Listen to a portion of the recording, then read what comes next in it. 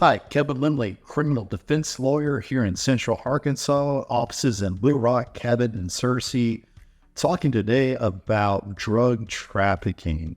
And so this is our most serious drug offense in Arkansas, huge charge that we want to take very seriously and get working on it. So with drug trafficking, with the different types of drugs, this is different levels, but this is way beyond just the mere possession. So in Arkansas, the way it works, we have certain levels where it's just possession of drugs.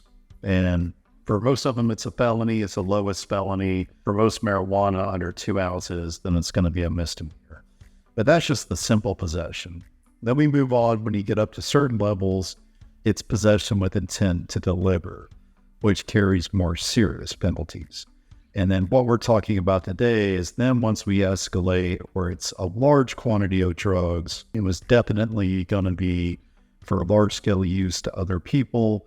It's what we call drug trafficking. So this is a class Y felony in Arkansas. It's the most serious felony that we have. And the penalty range is 10 to 40 years in prison or life. So you can actually get life for this. And that's why it's a type of case we need to hit early and we need to hit it hard. I see how else we're going to win it.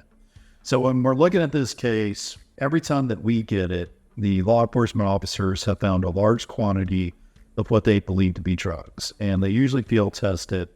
So they're going to be able to say it's meth, fentanyl, whatever it is. So the first thing that we want to look at was how did they obtain it?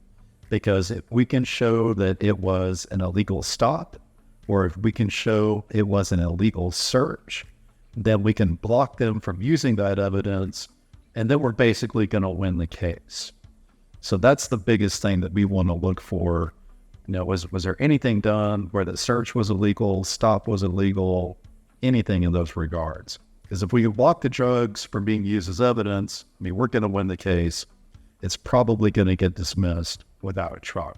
So after that, we're reliant upon when the police take what they suspect to be drugs, they send it to the state crime lab, and then those results are going to come back.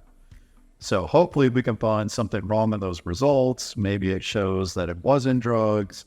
Maybe we can show there was a problem in the chain of custody where this wasn't what was taken from you. And we do have those situations where there is a switch that happens, where what was actually sent to the crime lab and what comes back wasn't what was actually taken from our client. So we have to know that beforehand. We'll have all that video, all the photograph evidence of what was found on you versus what was tested, what came back, what was reported.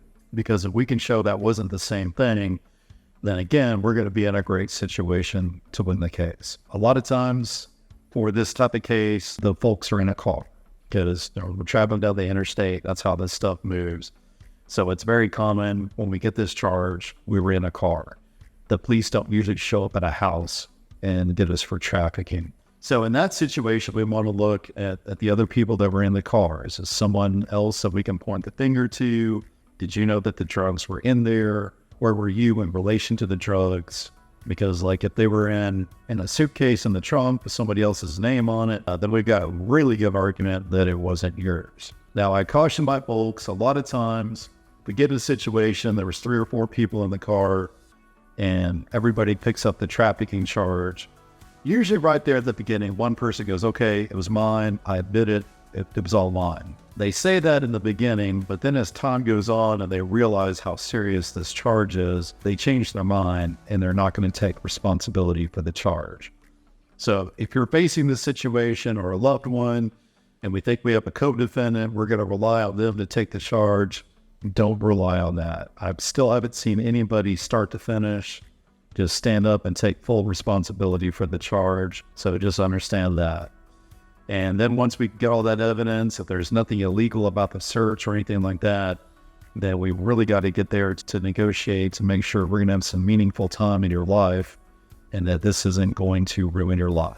So a drug trafficking case, it's our most serious drug offense in Arkansas. We're really cracking down on this in counties all over Arkansas. And if we're facing this type of charge, we sure don't want to be in the hands of a public defender.